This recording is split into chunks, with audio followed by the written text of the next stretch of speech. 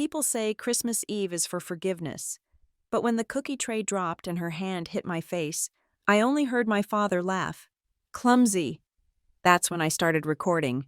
They thought I came to serve dessert. I came to flip the table. Because what hit the floor wasn't just the tray, it was the lie they built for 20 years. If family is a feast, tonight, I brought the check. My name is Maren Caldwell. I am 33 years old.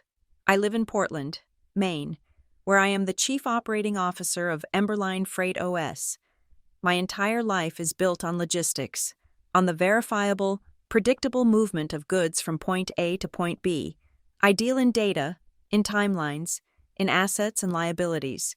I solve complex problems of supply and demand. My world is one of order. Which is why returning to my father's house in Ridgewater, Vermont, always feels like stepping off a cliff. I drove the 4 hours on December 24th. The highway slick with a persistent, freezing rain that turned to heavy snow as I climbed the Green Mountains. My car is precise, German, and handles the ice without complaint. In the passenger seat sat a heavy porcelain tray of homemade Linzer tarts, dusted with a thick layer of powdered sugar. This is my annual peace ritual, a 6-hour baking ordeal I put myself through every year as a tangible offering. See? I am trying. I am still family. The sugar and butter are my white flag. The house was blazing with light, every window a warm yellow square against the blue-black evening. It smelled, as it always did, of fresh pine, expensive floor wax, and Deirdre's perfume, Deirdre Vale. My father's second wife was holding court in the living room. She was wearing a cream-colored cashmere dress that probably cost more than my first car. Her blonde hair perfect, her voice a smooth, modulated instrument of social control. My father, Arthur Caldwell, sat in his wingback chair, nursing a drink, smiling vaguely at whatever she said. His spine, once the bedrock of a timber empire, had long since been replaced by her will. And then there was Skye, Deirdre's daughter, my stepsister. Skye was the main character. She was always the main character. Tonight, she was glittering in something covered in silver sequins, her laugh bright and loud, drawing every eye in the room, which was easy, because all the eyes were already pointed at her. I said my hellos. Deirdre kissed the air near my cheek. Maren, darling, you made it. Put your things down. My gift, an expensive bottle of single malt whiskey for Arthur, was taken by Deirdre and placed under the tree, but slightly behind it, obscured by a larger, shinier box. The tag I had carefully written was turned toward the wall. I saw another small gift addressed to me, already under the branches. It was shoved slightly aside, as if an afterthought. The tag, in Deirdre's perfect calligraphy, read, Marine, M-A-R-I-N-E, a simple, deliberate misspelling she'd used for years, a tiny, constant reminder that I was not quite right. I am the COO of a logistics platform. I have never been in the military. It's a small, persistent erosion. I went to the kitchen to deposit the cookies. Deirdre followed. Let me get you some cider. You must be frozen. She handed me a heavy ceramic mug. Handle first. It was scalding. I flinched, juggling it, and stepped back. My heel caught the edge of the Persian rug, the one that always bunched up near the doorway. The world tilted. It was a horrible, slow-motion cascade. The hot cider sloshed over my hand. The heavy porcelain tray, weighted with 36 delicate, jam-filled cookies, slipped from my other arm. It did not just drop, it shattered. The sound was a gunshot in the festive room, a sharp, ugly crack of porcelain exploding on the hardwood floor, then the wet, heavy smack of butter and sugar and raspberry jam hitting the wood. The cookies, the product of my 6-hour peace treaty, were a ruined smear. Silence, complete, ringing silence. Even Skye stopped talking. Deirdre didn't yell. She moved with a terrifying, deliberate calm. She stepped toward me as I knelt, already trying to scoop up the largest, sharpest pieces of china. The smell of melted butter and hot jam was overwhelming. Maren, her voice was low. She pushed me. Not a nudge, a hard, two-handed shove against my shoulder. I was already off balance, kneeling, and the push sent me sprawling sideways onto the floor, my hand landing directly in the sticky, sugary mess. I looked up, stunned, my cheeks stinging from the cider. She slapped me. It wasn't a dramatic, movie star slap. It was a heavy, calculated, stinging strike with an open palm across my face. A 33-year-old woman, on her hands and knees in a pile of broken cookies, being slapped by her stepmother. My ear rang. The heat on my cheek was instantaneous, eclipsing the burn from the cider. From the wingback chair, I heard a sound, a thin, wet laugh. Clumsy. My father's voice. He didn't move. He took a sip of his drink. I looked at Sky. Her eyes were wide, the glittery facade cracked. For 1/2 second, I saw something raw in her expression. Then she looked away, her gaze fixing intently on the fireplace, as if the flames were the most fascinating thing she had ever seen. No one moved. No one spoke. No one offered a hand. I stayed on the floor for a beat. The world narrowed to the shard of porcelain by my knee and the red smear of jam on the floorboards. The humiliation was a physical weight, pressing me down. Then, something cold and clear clicked into place. My hand, the one not covered in jam, went to my leather tote bag lying near the doorway. I gripped the strap. My thumb, hidden by the bag and my body, found the small button on the side of my smartwatch, tucked under the cuff of my sweater. I held it for 2 seconds. A tiny, haptic buzz vibrated against my wrist. Audio recording activated. I would not cry. I would not scream. I would not give them the satisfaction of a scene. I would collect. I got to my feet, my movements stiff. "I'll clean this up," I said. My voice was steady. It didn't even tremble. I went to the pantry, got a roll of paper towels and a dustpan. Deirdre watched me, her posture perfect, her breathing even. She had corrected an error. She was satisfied. I cleaned up every shard, every crumb, every sticky smear of jam. My cheek throbbed. We sat down to dinner. It was a performance. The crystal was too bright, the silverware too heavy. Sky talked about her new cosmetic line, Veil Luxe. Deirdre talked about the Pine Light Foundation's upcoming charity gala. Arthur nodded and refilled his wine glass. I was a ghost at the table, a polite, silent spectator with a bright red handprint blooming on her face.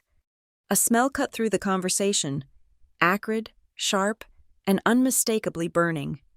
Deirdre sniffed, her nose wrinkling in annoyance. Ugh, the caterers must have left something in the warming drawer. No one moved. I stood up. The legs of my chair scraped loudly on the floor. Every eye turned to me. "I'll check it," I said. I walked into the kitchen. The smell was stronger here.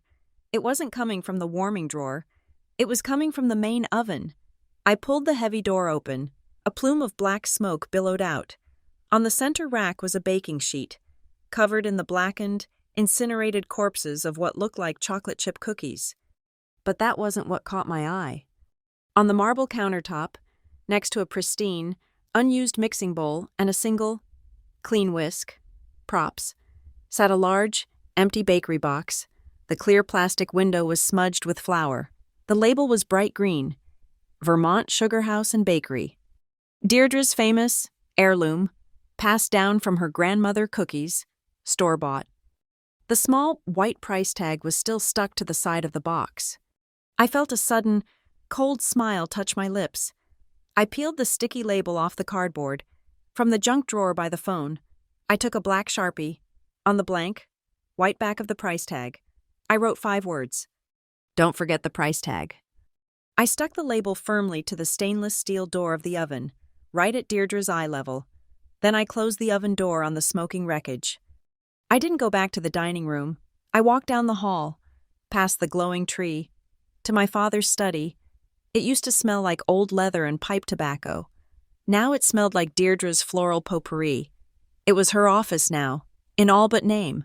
The walls were covered in framed photos and plaques celebrating the Pine Light Foundation. Deirdre, as president, smiling. I picked up the glossy Pine Light calendar from the desk. December's photo, Deirdre in a velvet dress, handing a lavish gift basket to a couple in tuxedos at a gala. The caption read, "Spreading holiday warmth to our community partners." I flipped the page. January, a cocktail party. February, a wine tasting fundraiser. March, a silent auction. All adults, all wealthy, all in expensive clothes, holding glasses. There was not one picture of a child, not one homeless shelter, not one soup kitchen. My eyes scanned the bookshelves, landing on the rows of silver frames, Arthur and Deirdre on a boat in the Caribbean, Skye graduating from college, beaming, and the big one, the official family Christmas photo from last year. I was there. I remember it. Deirdre had insisted on coordinated red sweaters. It was itchy. I was standing on the end, next to Skye. I picked up the heavy silver frame. I looked closely. I wasn't there. The photo ended abruptly at Skye's left shoulder. It wasn't just that I was out of frame or blurred in the back. I was gone. They had physically cut me out of the picture. The edge of the cream-colored matting was pressed tightly against the image, covering the sloppy, uneven scissor line where my shoulder used to be. I set the frame back down on the shelf. I didn't straighten it. I left it crooked. I walked out of the study. I could hear the laughter from the dining room, the clink of glasses, my father, Deirdre, and Skye, continuing the play. I grabbed my coat from the hall closet. I picked up my leather tote bag. The front door opened with a heavy, expensive click. The cold of the Vermont night was sharp, a slap of its own, but this one felt clean. It was December 24th, just before 10 o'clock. Thick, silent snowflakes were drifting down, covering my windshield. I walked to my car. I got in. I did not cry. My cheek throbbed. A dull, hot ache, but my mind was perfectly, beautifully clear. My mind was a spreadsheet. I pulled out my phone. The audio file was still recording. I hit stop and saved it to a secure, encrypted cloud. Then I opened a new, password-protected note. I started a checklist. People, times, documents, witnesses. If they only saw me when I broke something, I would break the silence first. I drove west on Route 4, away from Ridgewater. The snow was relentless. My wipers were rhythmic, efficient. They scraped the ice away. A clean sweep. My mind was doing the same thing, scraping away the sugary, festive coating of family to see the mechanics underneath. The sting on my cheek was a physical anchor, a data point. This humiliation wasn't a sudden storm. It was the climate I had been raised in. This was a pattern, and for the first time, it was documented. I live my life by data. The slap was just the latest entry in a ledger 20 years deep. My childhood in Indiana, before Deirdre, was quiet. My mother, June, was a botanist. She was precise, calm, and smelled like damp earth and paper. When she died, that world ended. When Arthur moved us to Vermont and married Deirdre 2 years later, I entered a new ecosystem, one where I was not native flora. I remember my 10th birthday. It was the first one after the marriage. I wanted a party at the bowling alley. Deirdre, ever the strategist of social optimization, decided it was much smarter to merge celebrations. Skye, then 12, had an ice skating recital the same weekend. "It'll be so much more efficient. Marin," she chirped, her voice bright. "A 2-for-1. We'll have all your friends come cheer for Skye, and then we'll do your cake right there." My birthday was served in the drafty, ammonia-scented lobby of the ice rink. The sheet cake was melting under the buzzing fluorescent lights. All the guests, my supposed friends, were crowded around Skye. She was still wearing her sequined blue costume, her skates cutting up the gray rubber floor mats as she accepted praise. I was handed a disposable camera. "You're so good with this, honey," Deirdre said, not looking at me. "Get a picture of Skye with her medal. Make sure the flash is on." My father, Arthur, beamed. He ruffled Skye's damp hair. "Gifted," he said, his voice thick with a pride I had never heard directed at me. "Absolutely gifted." He glanced over at me, holding the camera, my hands cold. my party guests eating Sky's victory cake. He nodded approvingly. And Marin, you're so durable. Durable. That was my word. Sky was gifted. I was durable. It was the label that defined our destinies. Gifts are precious, fragile, and must be protected. Durable things are meant to be dropped. They are expected to withstand pressure. They are, by definition, meant to be overlooked in favor of the thing that might break. I thought of Thanksgiving, the year I was 17. The entire extended family was there. Deirdre had a new digital camera, a fancy, heavy thing. She placed it on the table. Marin, you have such a good eye, she announced. We need you to be our official chronicler tonight. Capture the memories. I spent 2 hours documenting the event. I was a ghost in the machine. The carving of the turkey, the toasts over the crystal glasses, the carefully orchestrated laughter. I framed every shot, adjusted the focus, just as she asked. When I finally sat down, my plate was cold, and the conversations had moved on. We barely saw you, Arthur laughed. When Deirdre had the photos printed for the album, she pointed to a picture of the dinner table. Everyone was smiling, laughing, raising a glass. At the far end, there was a single, empty chair. It's a lovely shot of the family. Marin, she said, her tone laced with that familiar, gentle disappointment. But you missed one. You're not in it. My chair was empty because I was a better photographer. My birthday was erased because Sky has her recital. I was the scaffolding, the infrastructure, the unseen logistics that made the main event possible. I understood the system. The only way to win was not to play their game of shifting affection and subjective value. I didn't choose engineering and logistics because I loved the work. Not at first. I chose it because it was objective. A bridge either stands or it falls. A shipment either arrives on time or it does not. There is no favoritism in a bill of lading. There is no applause necessary for a balanced ledger. I built a world where my father's adjectives were irrelevant. At Emberline, I am valued because I produce results. Last year, when a nor'easter shut down the entire Northeast corridor, our predictive models collapsed. The system failed. I spent 72 hours straight in the office, sleeping on a cot, fueled by vending machine coffee and cold anger. I manually rerouted over 200 high-priority freight contracts, coordinating with 3 different rail lines and a fleet of independent truckers who were stranded in whiteouts. I didn't just save the quarter. I restructured our entire storm protocol. I increased our efficiency margin by 12%. My promotion to COO wasn't an honor. It wasn't a gift. It was a transaction. I delivered X. I received Y. Clean. I brought that same analytical mindset home. It's hard to turn off. I was home 6 months ago, a rare weekend visit for Arthur's birthday. I went into his study, Deirdre's study, really, to print my boarding pass for the flight back to Portland. The printer tray was still warm. A document was sitting there, forgotten, a draft. It was a budget proposal for the Pine Light Foundation's annual Christmas gala, the one I'd seen in the calendar, the one where they give gift baskets to their community partners. I scanned the lines: venue rental, catering, gourmet, floral arrangements, guest speaker fee, then a line item: event logistics and transport. The number was triple what it should have been. I run logistics. I know what it costs to move 3 pallets of decorations and a sound system from Boston to Ridgewater. This wasn't an estimate. It was an inflation, a blatant one. I printed my boarding pass.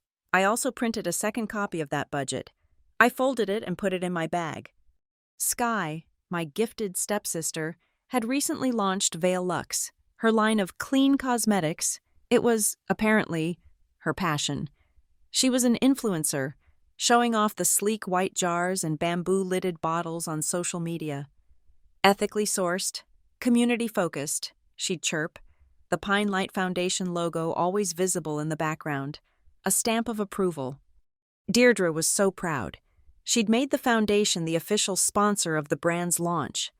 I'd seen the checks. On another visit, I'd been in the study when Arthur was signing his end-of-month stack. He still ran Caldwell Timber Company, the family logging company my grandfather built. He was signing a check from the company's operating account. "Another donation to Pine Light?" I asked, keeping my voice neutral. It was a large, round number. "Deirdre does good work. Marin, it's important to support the community." "What community, exactly?" I asked. "The gala attendees?" I looked at the foundation's mission statement. It's for disadvantaged adults. Where are they? He waved his hand, annoyed. "It's all complicated. The bookkeeping. Don't bring your work home. Marin, this is family." I pressed, "Have you considered an independent audit?" "Just for transparency. For a 501c3, it's standard practice." "That's enough." His voice was sharp, the father voice. "Deirdre handles it. It's handled." Caldwell Timber Co., a private company, was funneling money to the Pine Light Foundation, a nonprofit. The nonprofit was, in turn, sponsoring Vale Lux, Sky's for-profit business. The logo gave her brand credibility and the foundation funds.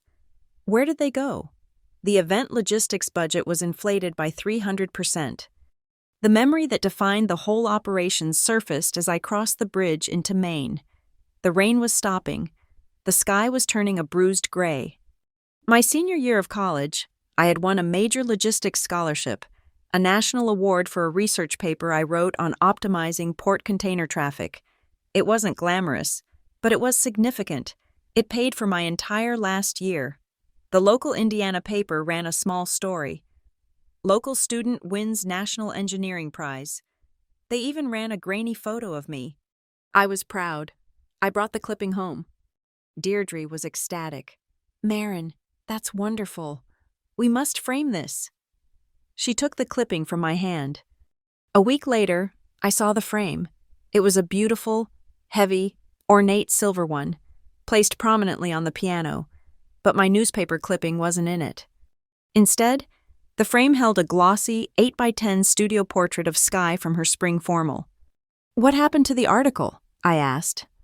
Deirdre didn't even turn from her desk, where she was addressing invitations. "Oh, honey, the clipping was such bad quality, newsprint yellows, it just looked so drab in that lovely frame.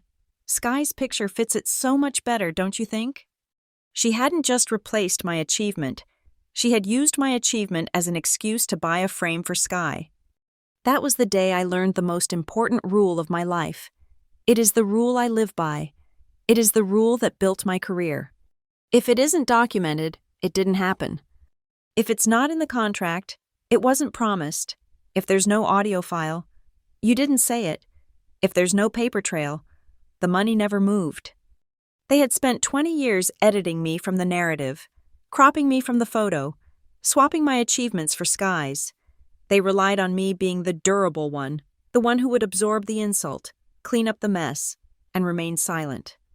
I pulled into my garage in Portland just before 5 a.m. The city was dark, the harbor covered in mist. My apartment is spare, clean, and quiet. I looked in the mirror. My cheek was a dull, angry purple. I didn't sleep. I made coffee. I sat at my clean, organized desk. I looked at the audio file from my watch, now saved on my secure server. I looked at the scan of the inflated budget. If the Pine Light Foundation was a charity that only funded cocktail parties for wealthy adults in Vermont, where was the money really going? I opened my encrypted drive. I created a new master folder. I named it Olive, as in an olive branch, and as in the olive that goes into a martini before the twist. I uploaded the audio file of the slap, the laugh. Clumsy. I uploaded the scan of the budget. I started a new document, a checklist, a supply chain map, but this one wasn't for freight. It was for the truth. I will not beg for a seat at their table ever again. I will inventory the table. My cheek was still bruised on Christmas morning, a faint yellow-purple stain under my skin. I didn't ice it. I kept it as a visual reminder. Data point 0.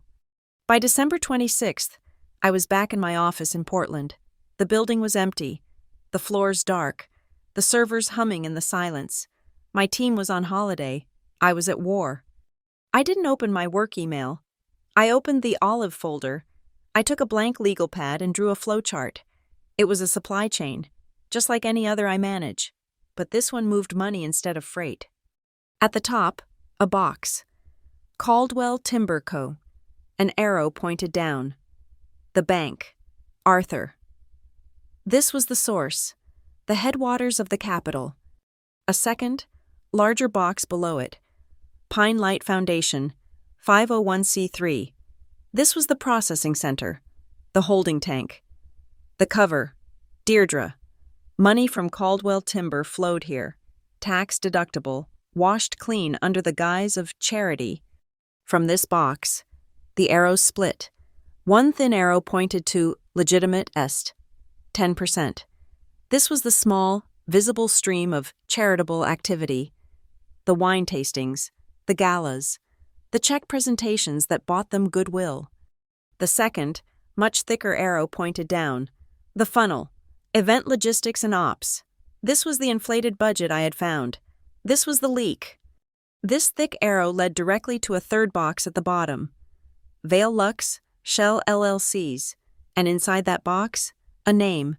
The beneficiary, Sky. The map was simple. My father's company profits were being laundered through my stepmother's sham charity to fund my stepsister's vanity business. A closed loop, a perfect, self-sustaining ecosystem of fraud. My diagram was a hypothesis. Now I needed the data to prove it. At 7 a.m. on December 27th, I made 2 calls. The first was to a number I'd sourced from a former colleague in forensic accounting. Nadia Kincaid, please, this is Marin Caldwell. Nadia Kincaid was a shark. She specialized in exactly one thing, nonprofit financial malfeasance. She worked out of Boston, charged $1,200 an hour, and had a reputation for finding money that was buried in concrete. Ms. Kincaid, I am engaging you for a preliminary asset trace and financial review of a Vermont-based foundation and its associated corporate entities. I have reason to suspect self-dealing and misappropriation of funds. I have an initial cash flow hypothesis and several supporting documents, including an audio file documenting related coercion. Coercion? Her voice was dry, clipped. A non-financial data point, irrelevant to your scope, but useful for motive. I need you to find the connections. I suspect a pass-through entity. My fee is non-negotiable and my retainer is $100,000, she said. Send me the wire instructions, I replied. You will have a secure file packet within the hour. My second call was to Rowan Pike, a lawyer in Portland with a quiet, vicious reputation for handling complex trust and fiduciary duty litigation. I needed someone who understood the specific weapon of family law. Ms. Pike, my name is Marin Caldwell. I need to hire you to review a potential breach of fiduciary duty concerning a family trust and its interaction with a corporate entity and a private foundation. I am not interested in reconciliation.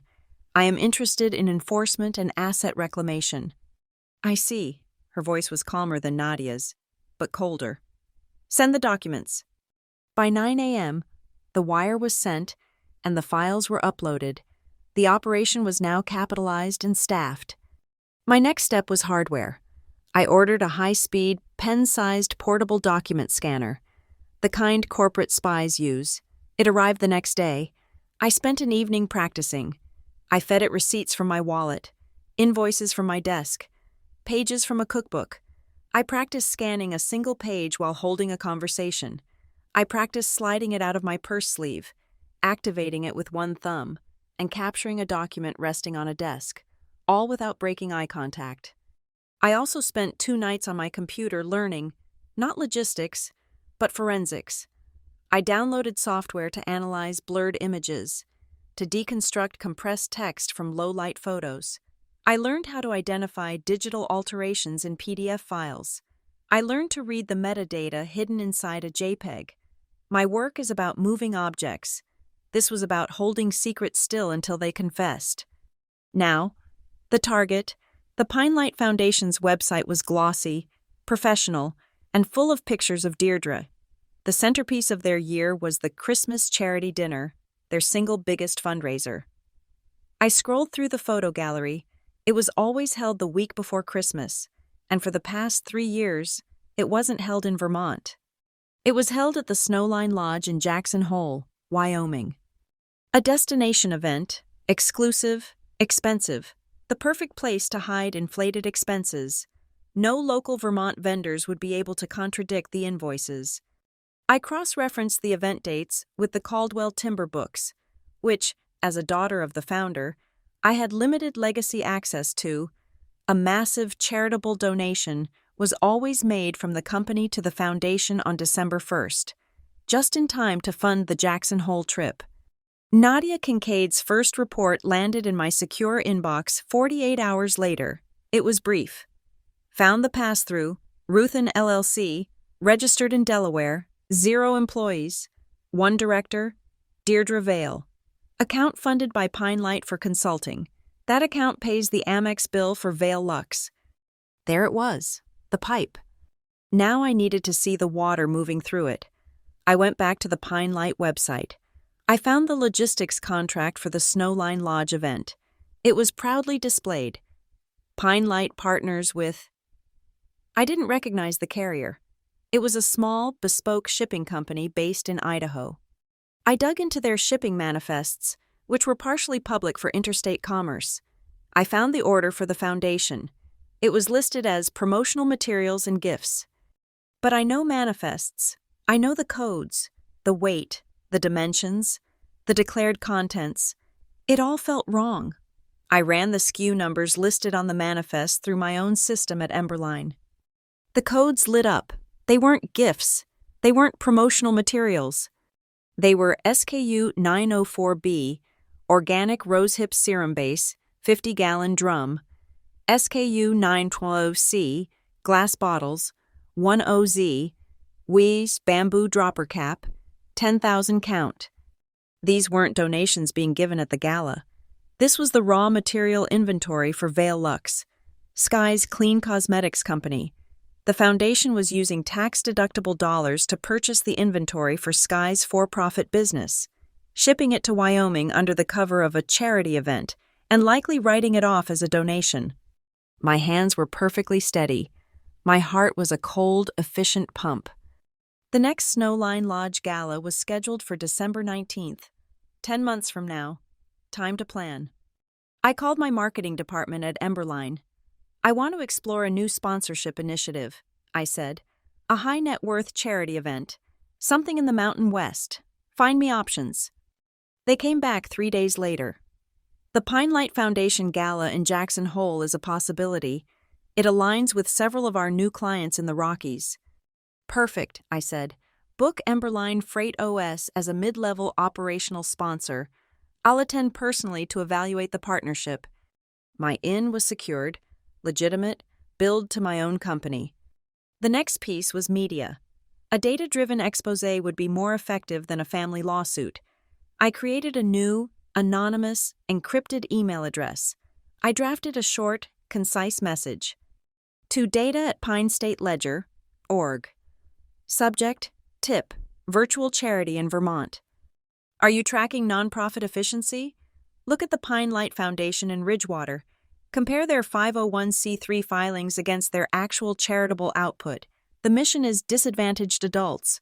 The spending is high-end galas in Jackson Hole, Wyoming. The money doesn't add up. Their next event is December 19th. You should send a reporter. I hit send. I had planted the seed. The press would be the air support. My operational plan for the gala was taking shape. Goal: secure hard evidence of the fraud. Objective 1. Obtain the complete event bank statements for the gala. Objective 2. Obtain the finalized donated product inventory list from the warehouse. Objective 3. Secure an audio admission. I mapped the personnel. Deirdre. The president. The public face. She controls the narrative. Arthur.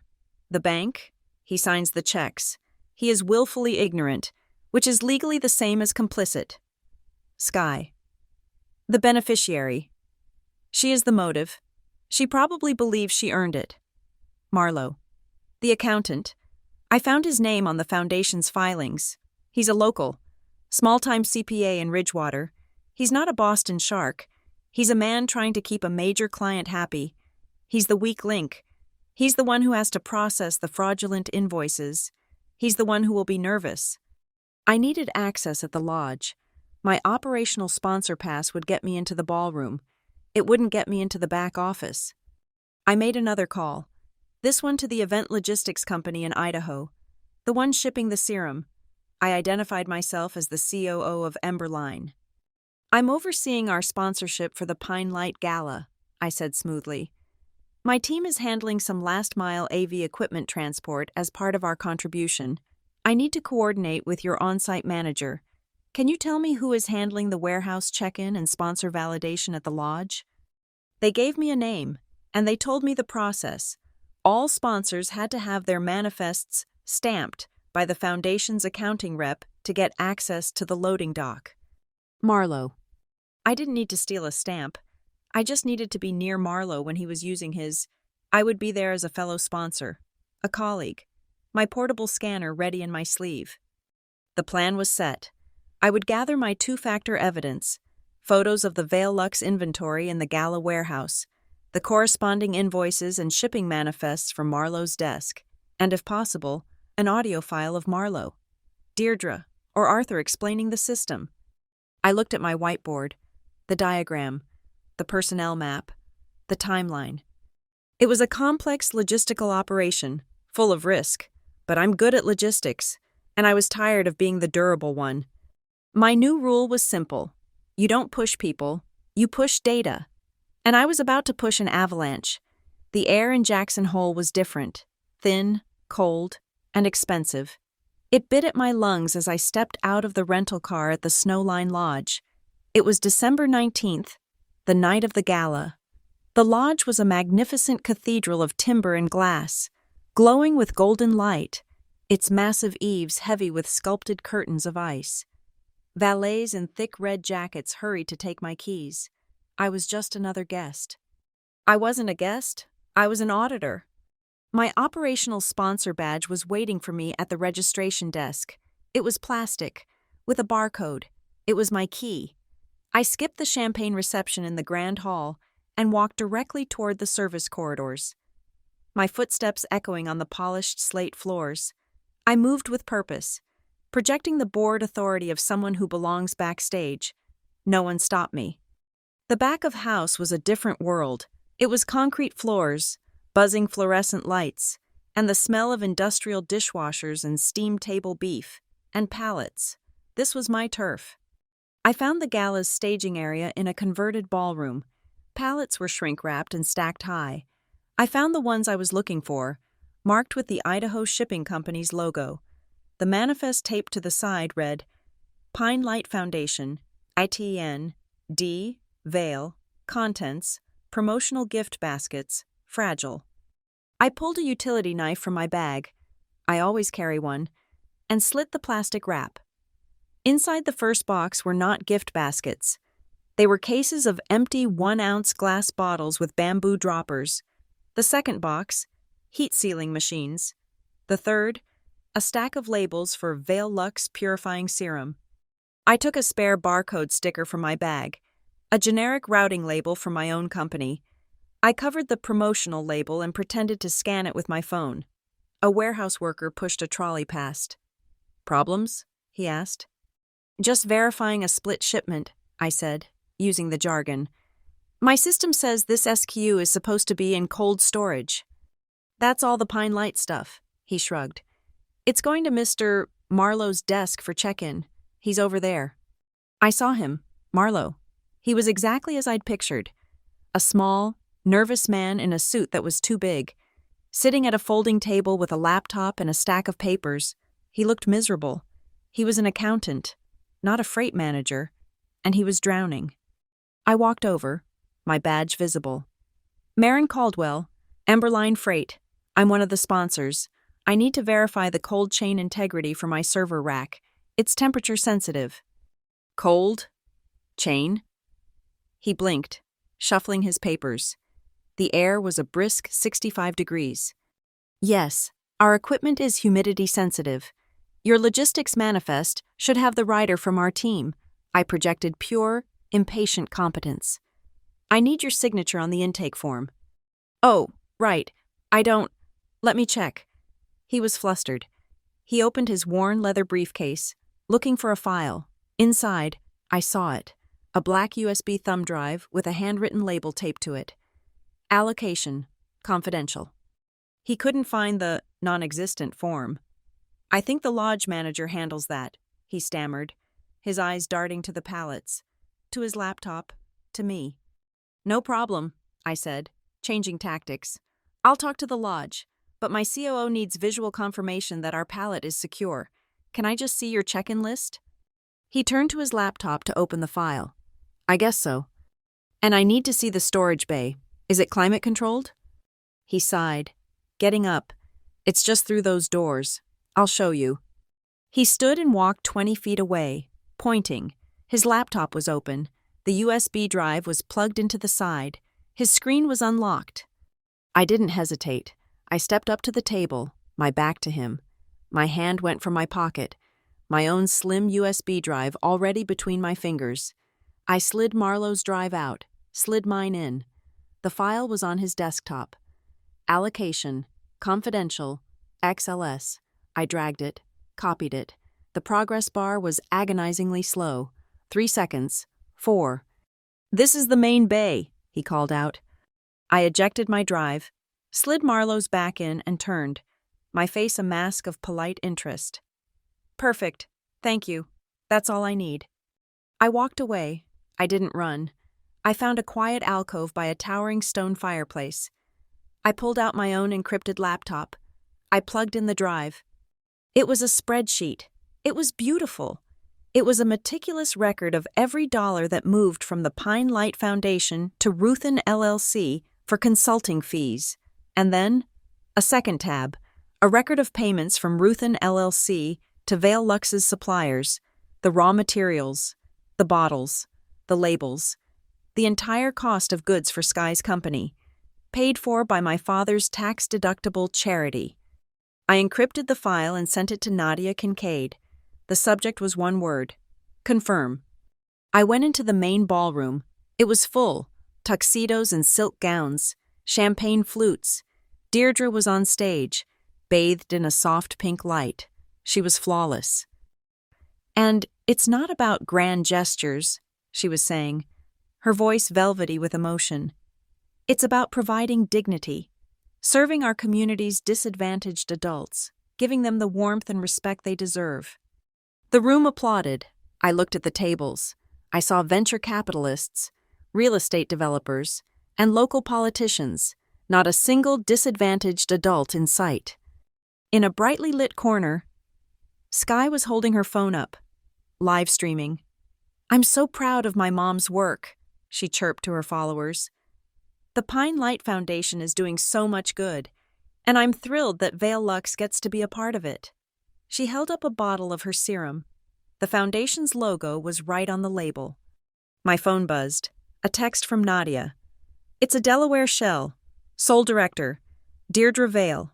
Funds from Ruthin LLC paid the American Express bills for Vale Lux inventory and a PR retainer to Sky Caldwell, wire fraud and self-dealing. They're done. I put the phone away. I felt a cold, clean click in my chest. Ms. Caldwell? I turned. A man in a rumpled suit, holding a glass of club soda. He looked as out of place as I felt. I'm Daniel Yarrow, from the Pine State Ledger. I got your anonymous tip. This is quite a party. Are you enjoying the show? I asked. I am, he said, his eyes scanning the room. What's interesting is, I got a second anonymous tip, about 2 hours ago, from someone inside the foundation, pointed me straight at the shipping manifests and an accountant named Marlowe. Before I could respond, a shadow fell over me. Deirdre. She had spotted me from the stage, seen me talking to the reporter. Her smile was a painted-on grimace. She didn't approach. She simply caught my father's eye from across the room and gave a tiny, sharp nod in my direction. Arthur materialized, his face flushed with wine and irritation. He put a heavy hand on my arm. Marin, a word. He steered me, not gently, through a set of glass doors onto a wide stone terrace. The cold was shocking. The music from the gala was a dull thump behind the glass. "What do you think you're doing?" he hissed. "I'm attending a charity event." "You're upsetting Deirdre. You're talking to a reporter. Don't ruin this. Marin, it's a good night. A lot of important people are here." My hand was in my coat pocket. My thumb found the button on my phone. Audio recording started. "What am I ruining, Dad? I'm just watching the party." He let out a long, frustrated sigh. A cloud of vapor in the frigid air. He was half drunk. "Look, it's complicated. You know the rules. It's just easier this way. It's easier to go along with Sky. It's just easier." "Easier than what?" "Than this," he snapped, gesturing at me. "Then fighting, just be durable. Marin, for once, go inside, smile, and leave it alone."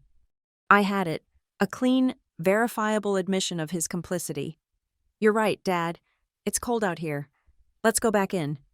As we walked back to the door, a server in a black vest was clearing glasses from a nearby table. He was young, maybe early 20s. He passed me and spoke. His voice so low I barely heard it. His eyes fixed on the tray he was carrying. "They're liars," he whispered. "If you want the real receipts, Marlowe keeps the hard copy ledger in the old accounting cabin, by the main ski lift. They lock it up after the event, but the night manager at the front desk has the spare key." I went back inside. Arthur went to the bar. I walked straight to the front desk. The night manager was multitasking, handling a call and a guest check-in. "Excuse me," I said, projecting polite urgency. "Marin Caldwell, Emberline Freight, we're the operational sponsor." I held up my badge. "Our AV technician left a diagnostic kit in the accounting cabin by the ski lift. He needs it for the 7 a.m. strike. Can I possibly get the spare key? I just need to grab it." He was swamped. He didn't want a problem from a sponsor. "Ugh, fine. Cabin 4. Bring it right back." He tossed me a key on a large plastic tag. I walked out the front door, away from the gala, into the snow. The cabin was tiny, dark, and half buried in a snowdrift. The key turned. I stepped inside. It smelled like stale coffee and old paper. Filing cabinets lined one wall. I didn't turn on the light. I used the flashlight on my phone. I found the cabinet labeled Foundation Events. I found the binder. Snowline Gala 2024. I pulled it out. My pen-sized scanner was in my hand. I started scanning. Page after page.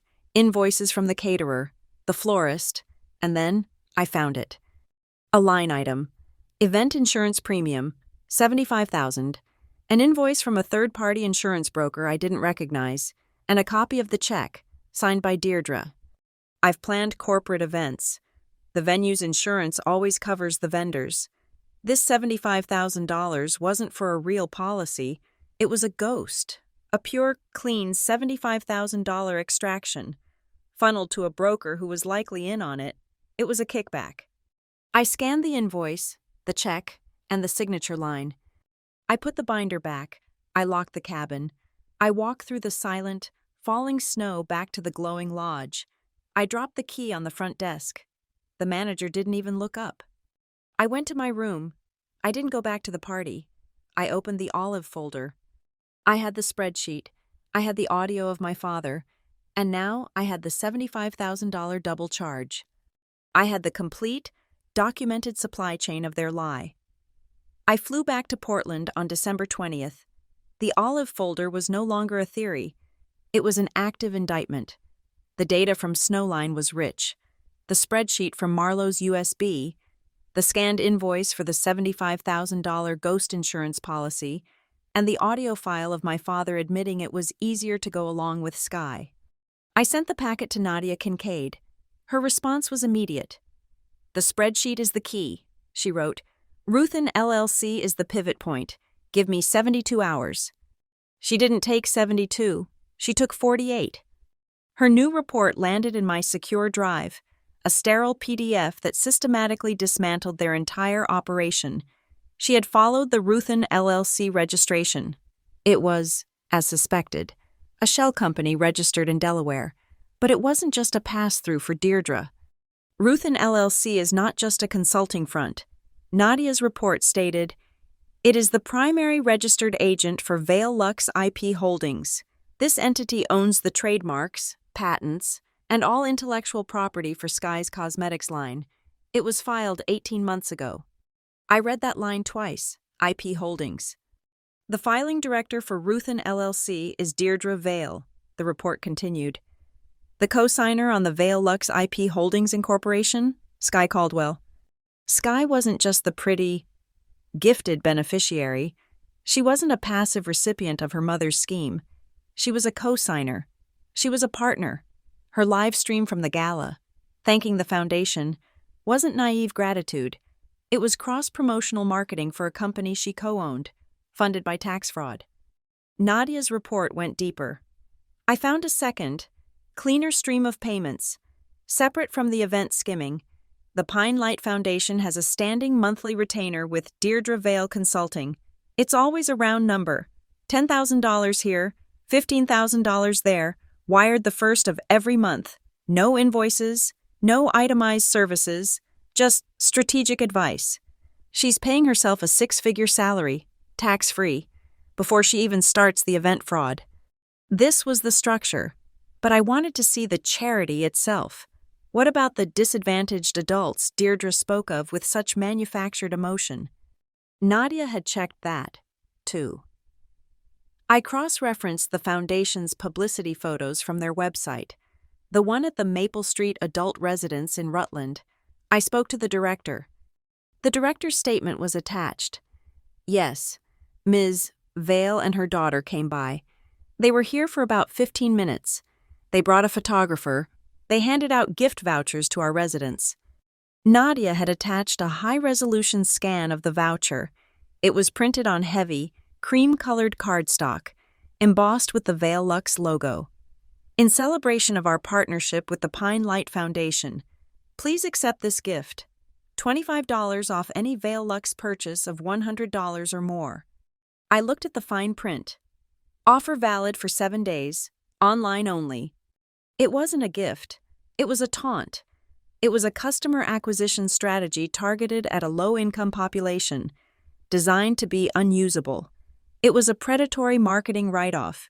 Deirdre's speech about dignity echoed in my head, a sour, metallic taste in my mouth. But the fraud was too big. The numbers didn't add up. The money Arthur was signing over from Caldwell Timber County couldn't possibly cover all of this. Deirdre's salary, the $75,000 insurance scam, and the entire cost of goods for Vale Lux. The company wasn't that profitable anymore. The corporate cash flow doesn't match the donation volume. Nadia's report concluded, "He's bleeding the company dry, but the operating income can't support this. He must be leveraging." I spent a night digging into the public land registry and the county's commercial filings for Caldwell Timber. There it was, a new UCC filing, a lien. He had taken out a massive mortgage, not against the main lumber yard. He'd mortgaged the North Grove, the 500 acres of old-growth timber my grandfather had set aside as a reserve, the land my mother, June, had loved. He was selling our legacy, the roots of the company, to fund Sky's face cream. I accessed the company's shared drive. As a Caldwell, I still had legacy access to the shareholder archives. I looked for the board meeting minutes authorizing the mortgage. There were none. He hadn't told the board. He had done it himself, but to secure a loan that size, he would have needed more than his own shares. He would have needed a majority vote. I knew who to call. My great-uncle, Ellis Caldwell, my grandfather's brother. He lived in New Hampshire, held 10% of the company stock, and had despised Deirdre since the day she arrived. "Ellis, it's Marin." "Marin, you don't call. Is this about the dividend? It's been shrinking for 3 years." His voice was gravel. "It's about the North Grove, Ellis. I saw the UCC filing. Arthur took out a mortgage on it." The silence on the line was heavy. "He what? That land is protected by the original charter. He can't—" "He did. He must have used a proxy vote to push it through without a meeting." Another pause. The only proxy that could give him that power. His voice dropped. June, he's using your mother's shares. He's been voting her shares since she died. He voted her shares to gut the company. I hung up. My next call was to Rowan Pike, my lawyer. Rowan, I need a copy of my mother's will. The full, original, notarized copy from the Vermont Probate Archives, and I need the complete documentation for the June Caldwell Trust, the one my father controls. Rowan was faster than Nadia. She had the documents the next day. Marin, I'm reading it now, she said over the phone. Her voice, usually so icy, had a spark of something new. It's mostly standard. Arthur is the fiduciary, controls the assets and the company shares, in trust. But this is not standard. There's a codicil. A codicil? An amendment, stapled to the original, notarized by the same lawyer, dated 3 months before her death. It's an abuse clause. My blood went cold. Read it. It states, and I am quoting, in the event of fiduciary malfeasance, negligence, or the demonstrable use of these trust assets for purposes contrary to the financial health of the company or the personal well-being of my daughter. Marin June Caldwell, all fiduciary control, all proxy voting rights, and all stewardship of the trust assets shall immediately and irrevocably revert to the sole named heir, Marin June Caldwell, upon her 31st birthday. I am 33. Marin, Rowan said, her voice sharp. Did you know about this? A memory hit me, sharp and clear. Deirdre, at the big mahogany desk in the study. Just weeks after the funeral, I was 19. She was sorting a mountain of my mother's papers. Just family memos. Darling, she'd said, her voice soft with false sympathy. Your mother's wishes, all very simple. She'd handed me a single sheet of stationery. It wasn't notarized. It wasn't signed by a lawyer. It was just a memo outlining how Arthur would take care of everything. She buried it, I said, my voice quiet. She found the real, notarized codicil, and she hid it from me. She gave me a fake, non-binding family memo instead. Arthur has been acting as fiduciary without legal standing for 2 years, Rowan said. Every vote he cast, every check he signed using that proxy, it's all invalid. He didn't just mortgage that land illegally. He did it using power he does not possess. This isn't just fraud. Marin, this is a coup. We can petition the court tomorrow. We can have an injunction and freeze the trust by Monday. No, I said. Not yet. We move when I say so. The legal filing is the last step, not the first. I had the structure, I had the motive, I had the legal weapon, but I was missing the final, tangible piece of evidence, the key that connected the foundation directly to Sky, not just to her holding company. I went to Sky's Instagram. I scrolled and scrolled, past the brunches, the selfies, the I woke up like this posts that took an hour to stage, past the endless, breathless promotions for Veil Lux. And then I found it. A video, posted 3 days ago, a get ready with me. Sky is in her bathroom, wearing a silk robe. Hi guys, I'm getting so many questions about my little lucky charm, this necklace I always wear. She laughs, that bright, tinkling laugh that used to signal the end of my birthday party. She holds it up to the camera. It's a sleek, modern silver cylinder on a chain. It's actually a USB drive, she chirps. It has the original design files for Veil Lux, from when it was just a dream in my head. The first labels, the first logos, everything. I keep it close to my heart to remind me how far I've come. I froze. The original design files. I opened Nadia's report. I cross-referenced the file from Marlowe's USB. There it was. An invoice from a high-end graphic design firm in Boston, dated 2 years ago, for brand identity and logo package, Veil Lux, paid in full, by Ruthin LLC. That necklace wasn't a lucky charm. It was a hard drive. It held the original, fraudulent transaction, the proof that the foundation's money had paid for the very first step of her dream. She was wearing the evidence as jewelry. The key to the whole operation was, quite literally, hanging around Sky's neck. My plan updated. 1. Get the original will and the codicil. Rowan has it. 2. Get the payment files, the invoices, the spreadsheet. Nadia has it. 3. Get that USB drive. 4. Get one last confession. Not Arthur's drunken rambling. I needed Deirdre, sober and cold, admitting her intent. My phone rang. The screen flashed with a Vermont area code. Deirdre. I let it ring 3 times, then answered, my voice neutral. Marin? Darling. Her voice was liquid honey, infused with a saccharine warmth that always set my teeth on edge. We missed you at the end of the gala. Such a shame you had to run. It was a wonderful night. It was an event, I said. A delicate pause. Listen, darling, I know things have been tense. We're all coming home to Ridgewater for Christmas. Just the family. Please say you'll come. I feel awful about that whole mess with your cookies last year. It was a misunderstanding. I want us to be whole again. It's Christmas. Just the family. The same words from the year before. I pictured the living room, the fireplace, the bunched-up rug, the spot on the floor where I had kneeled in a smear of jam. I wouldn't miss it, I said. I'll be there on Christmas Eve. I drove back to Ridgewater on December 24th, exactly 1 year after the slap. The car was quiet. The roads were clear. In the passenger seat, there was no porcelain tray. This time, I carried a simple, elegant tin box from a bakery in Portland.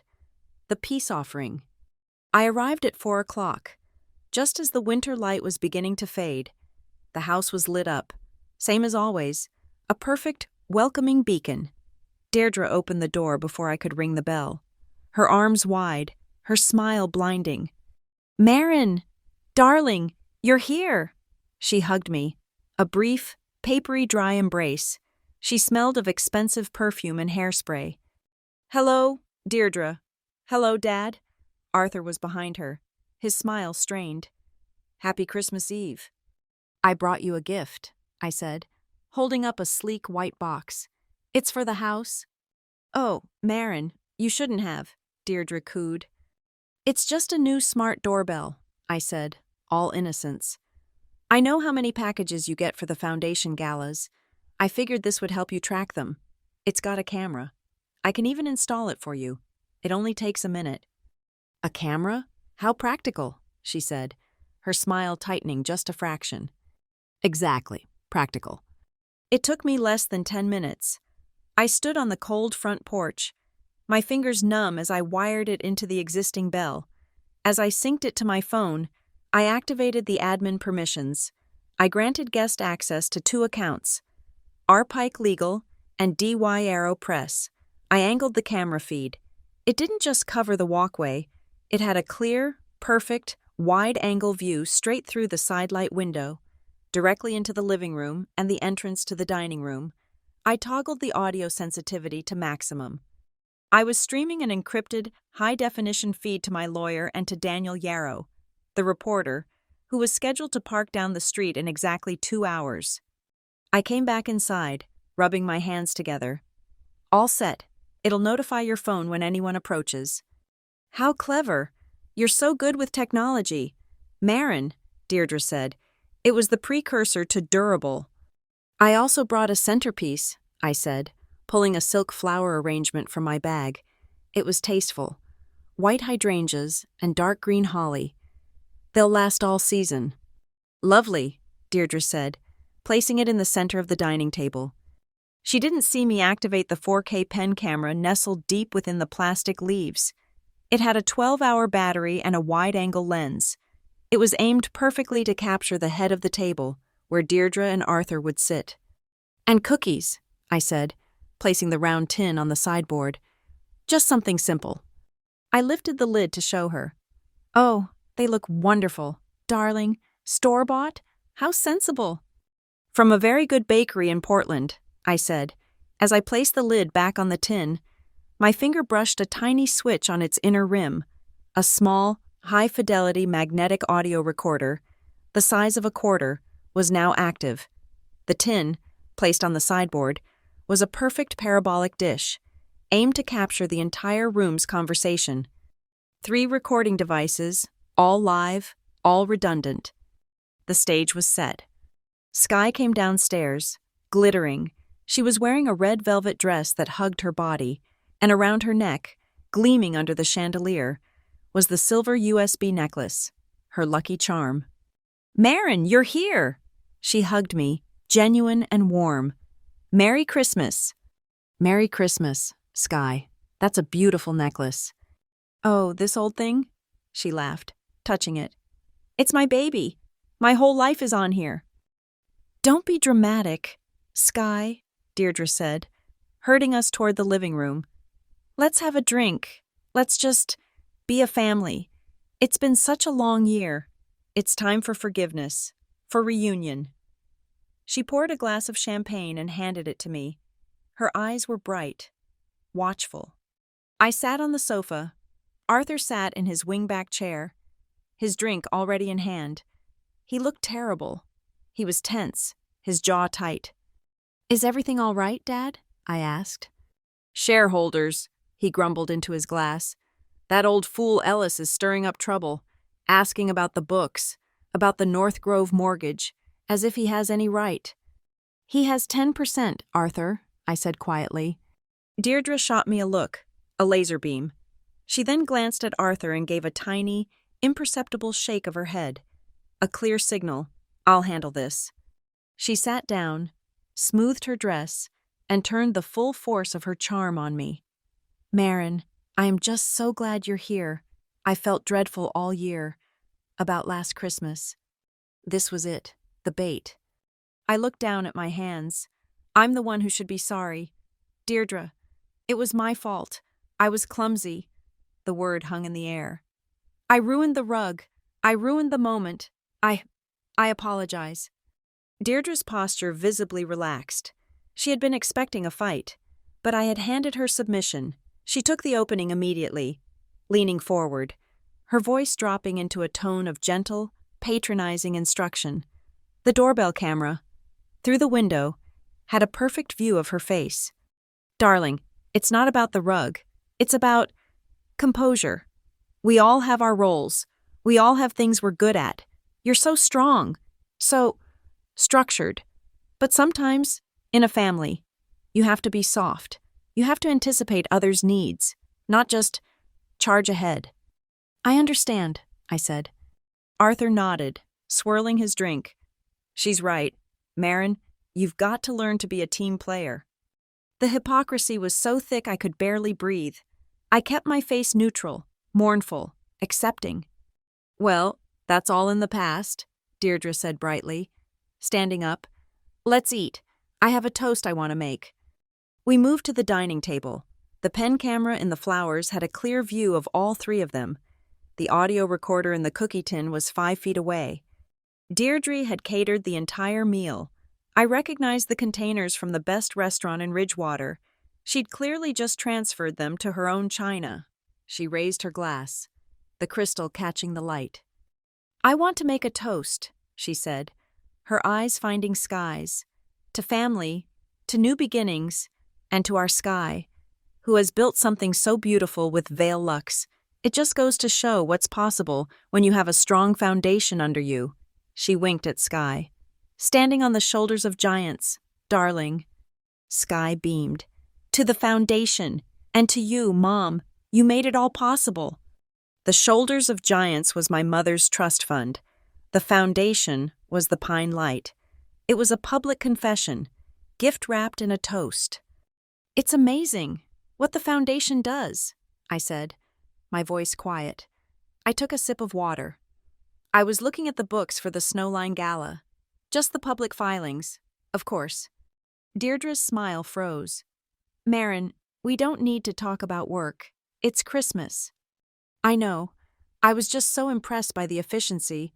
For example, that $75,000 insurance premium, that was a very creative line item, especially since the lodge's own policy covers all vendors. It's a fascinating model." Arthur choked on his wine. "What?" Sky, bless her ignorant heart, just laughed. She leaned toward me, as if sharing a secret. "Oh, that's just Mom's brand strategy fund." She winked. "You have to spend money to make money, right?" Brand strategy. Another admission. An admission of a kickback. My phone, on the table beside me, buzzed. A text message. I'd set a specific notification tone for Daniel Yarrow. It was exactly 6 o'clock. He was parked. He was watching the stream. He was listening. It was time to get the key. "Sky," I said, turning to her, my voice full of admiration. "That's brilliant. You're the brilliant one, not me. And I love that necklace. I've been meaning to ask you. I completely forgot my music. My phone's in the car. Do you have a Christmas playlist on that USB?" "Oh," she said, touching it. "I don't think so. It's mostly just my design files and, boring work stuff." "Are you sure? I'd love to hear some music. The house is so quiet. Could you just plug it into the Sonos dock and check? Please? It would make the dinner so much more festive." I was desperate, pleading, the durable daughter asking for a simple favor. "Oh, I guess so. Fine." She sighed, unhooking the silver chain from around her neck. She placed the necklace, the literal key to the entire fraud, on the table, right next to the breadbasket, right in front of the pen camera. Deirdre had been watching this exchange, her face darkening. My question about the insurance, and now my focus on Sky's necklace, had finally broken her composure. The mask of the forgiving matriarch cracked. "Marin," she said, her voice dropping, losing all its warmth. It was flat, cold, and hard. "Stop it." "Stop what?" I asked. "Stop this. This interrogation. You come in here with your fake doorbell and your fake flowers and your fake apology. We know what you are." "What am I, Deirdre?" I asked, my voice steady. I didn't look at her. I looked at the USB drive. "You're a walking computer," she hissed, her voice rising. "You're all data and no heart. You're not like us. You're not like Sky. You don't know how to be soft. You don't know how to be a daughter. You only know how to count, to check, to audit." Arthur, emboldened by her attack, pointed a finger at me. "She's right. You've been this way since your mother died. Always judging, always watching. You don't know the meaning of the word family or loyalty." "Loyalty?" I asked. "Or fiduciary duty?" "You see?" Deirdre slammed her hand on the table, making the glasses jump. The recorder would have caught the impact perfectly. That's what you do. You bring spreadsheets to a family dinner. You think you're better than us? You think you can come in here and audit us?" "I asked about a playlist," I said calmly. "You're a cold, ungrateful, calculating little bitch," she spat. The word hit the air like a second slap. Just like her. Just like my mother. I didn't move. I didn't speak. I let the silence stretch. I let the doorbell camera record Deirdre's contorted, furious face. I let the pen camera capture Arthur nodding in agreement. I let the audio recorder in the cookie tin soak up every single, venomous, beautiful word. Deirdre was breathing hard, her chest heaving, her perfect makeup ruined by the flush of her rage. She had taken off her gentle cashmere facade. And I had it all on tape. The silence in the room was a living thing. It was heavy, ringing, full of the echo of Deirdre's rage. She was panting slightly. Her face flushed a blotchy, ugly red under her perfect makeup. Arthur was nodding, his eyes glassy, a vague look of approval. Sky looked down at her plate, her Lucky Charm necklace still sitting by the breadbasket. Forgotten. I had the audio, I had the confessions. Now I just needed the physical key, and I needed to detonate the charge. I stood up, my movements calm. "The tea is getting cold," I said. My voice was perfectly even. I walked to the sideboard. Deirdre had, of course, lit the expensive, tapered candles that were designed to drip aesthetically. Earlier in the evening, I had watched her brush one with her sleeve, and a small, silver dollar-sized pool of white wax had hardened on the dark hardwood floor. It was perfectly placed. a small, slick hazard between the sideboard and the dining table. I picked up the heavy silver tray, the one holding the teapot and cups. I turned. I took one deliberate step. My foot, in its smooth-soled boot, found the exact, nearly invisible patch of wax. I didn't just pretend to slip. I used the physics. I let my ankle roll.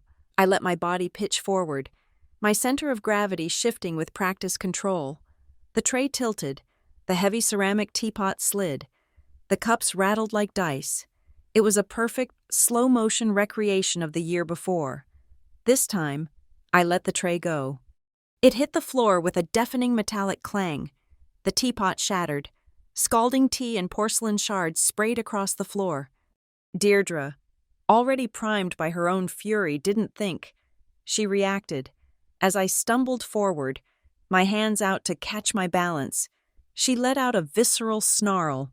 "You clumsy, useless." She didn't try to catch me. She didn't step back. She put both her hands flat on my shoulders and shoved. It was a violent, two-handed push, fueled by a year of my quiet investigation and a lifetime of her resentment. It was an assault. I flew backward, hitting the edge of the sideboard hard. The cookie tin rattled. From his chair, my father barked out that single, inevitable sound, the same thin, wet laugh as last year. "Clumsy." The word was recorded by the pen camera, the cookie tin, and the doorbell camera listening through the window, a perfect, triangulated data point. I didn't stay down. I didn't wince. I pushed myself off the sideboard. My hands were perfectly steady. I looked at my father, his face still twisted in that smug little laugh. "Thank you for repeating the line, Dad," I said. "The audio levels are perfect this year." I turned to Deirdre. Her hands were still half raised, her face frozen in the apex of her anger. I walked back to the table, ignoring the tea and the broken china. From my leather briefcase by my chair, I pulled out a folder. I laid it on the table in front of her, pushing aside her wine glass. "You called me a computer. Deirdre, you're right." I opened the folder. Inside was not a spreadsheet, but a single, color-coded flowchart, printed on a large, 11 by 17 sheet. "I'm a logistics expert. This is the supply chain I've been tracking for 12 months. I traced the line with my finger.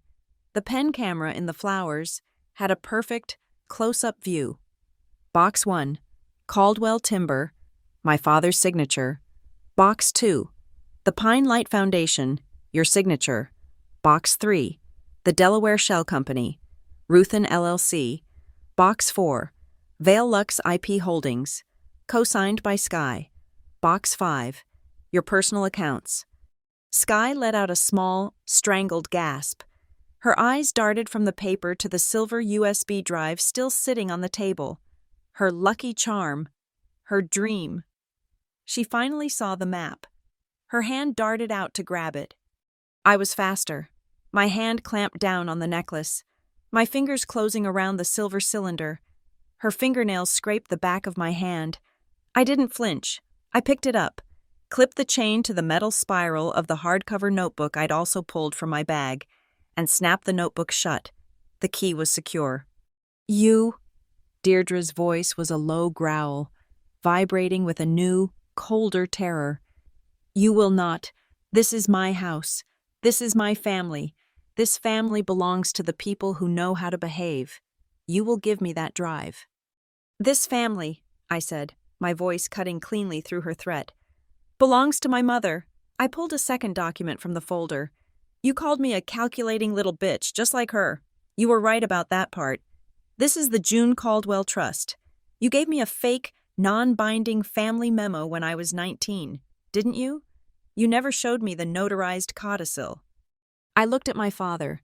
His face was a sickly, pale gray. "What codicil?" "There was no codicil." "Oh, yes there was," I said. "I have the notarized original right here. Would you like me to read the abuse clause?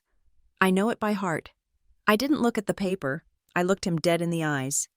"In the event of fiduciary malfeasance, or the demonstrable use of these trust assets for purposes contrary to the financial health of the company or the personal well-being of my daughter, Marin June Caldwell, all fiduciary control, shall immediately and irrevocably revert to the sole named heir.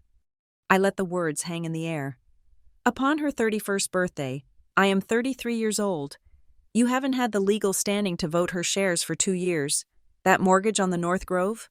You signed it illegally. You've been committing fraud against your own company, against her trust, every single day since.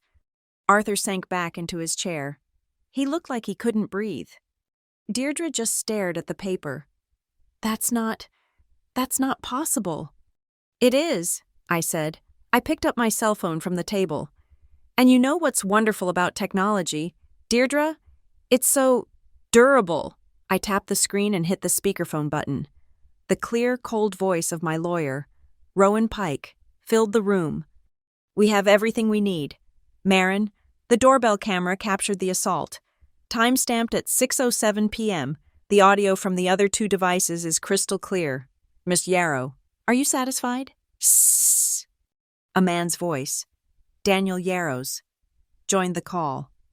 More than the admission of the $75,000 insurance scam as a brand strategy fund was my favorite part. Well, until the assault. Who is this? Deirdre shrieked, looking wildly at the phone. What have you done? This is Rowan Pike, my attorney, I said calmly. And that is Daniel Yarrow, a data journalist with the Pine State Ledger. They have both been listening to this entire dinner, every word of your confession, every slur, and they've been watching you shove me into the sideboard. I'm sending them the file from Sky's Lucky Charm right now. The complete, verified package goes to the Vermont Attorney General's office in the morning. Deirdre snapped. This was the final, complete break. She was no longer a strategist. She was a cornered animal.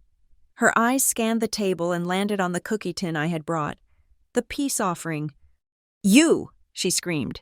She grabbed the tin, not to throw it, but as if to smash it, to destroy the source of the sound.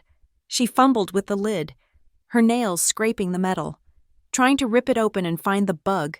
As she tore the lid off, the small black magnetic recorder, dislodged from the inner rim, fell out and clattered onto the table. It was tiny, absurd. She stared at it, this tiny black chip of plastic and metal. You bugged my house? And in that precise, beautiful, perfectly timed moment, the doorbell rang.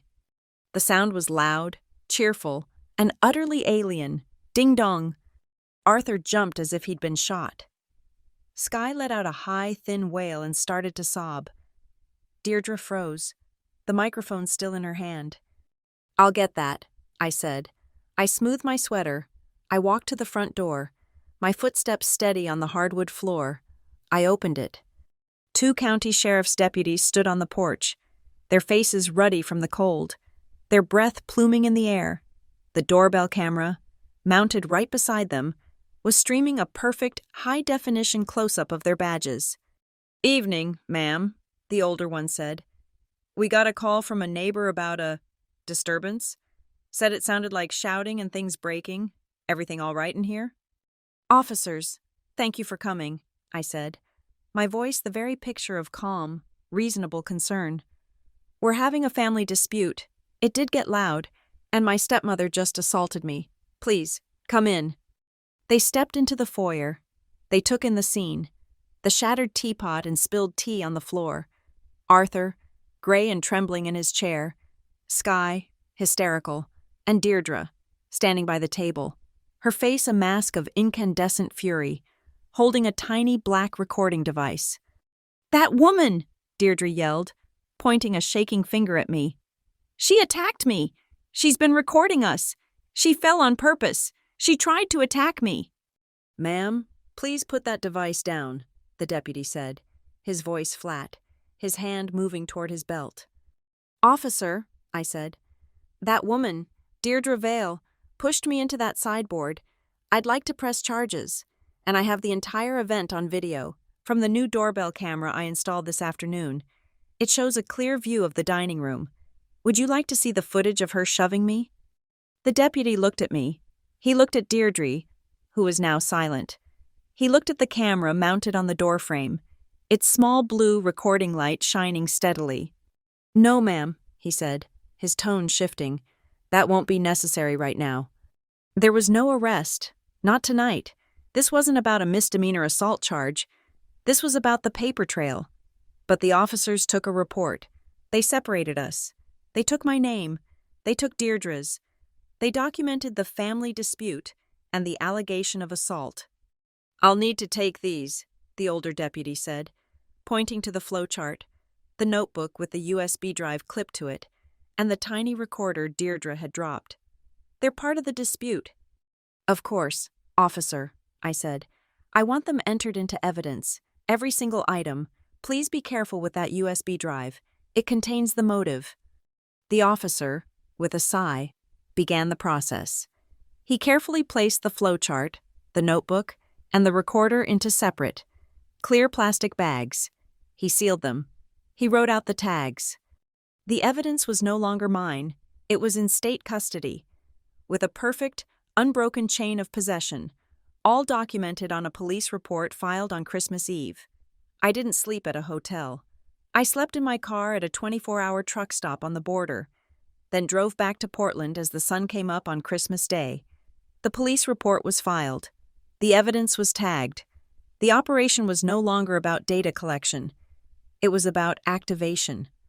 The day after Christmas was a Tuesday. The markets were open. The courts were open.